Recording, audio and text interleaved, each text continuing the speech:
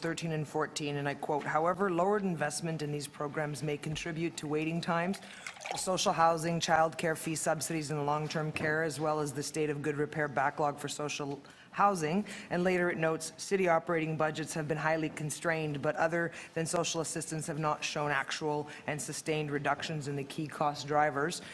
So I read all this, and to me it reads that we're shortchanging our most vulnerable. So I don't actually believe that Council's strong support of the poverty reduction strategy gets sufficiently translated into action.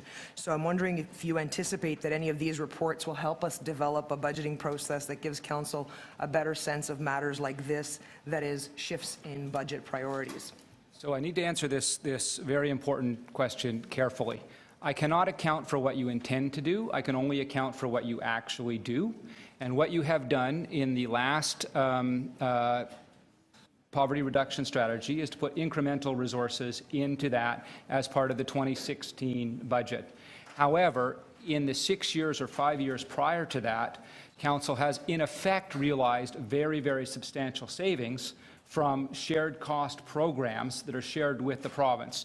So as welfare rates have gone down, as the city has relied on TCHC supporting itself, in both of those areas, the city has used those resources to fund other priorities. Those other priorities might be other forms of investment, or they might be, in fact, are lower rates of property taxation. But while you are correct, the City Council has put a substantive rhetorical emphasis on poverty reduction that has been less apparent in the detailed numbers. Next question is about the TTC, and so our substantive increases in TTC fares is very disturbing. I think that these are problematic from an environmental and economic perspective, and I was wondering, what was the increase you mentioned in your presentation on the percentage increase in TTC fare revenues since 2010, and how would you characterize that increase compared to other revenue sources? So the TTC is integrated into the city's accounts, but the TTC also gets its own revenue from ridership. That revenue comes from two primary areas: increases in ridership and increases in the fare. If you take both of those, combine them, you get slightly north of $300 million, which is more than the incremental property tax change over that period of time.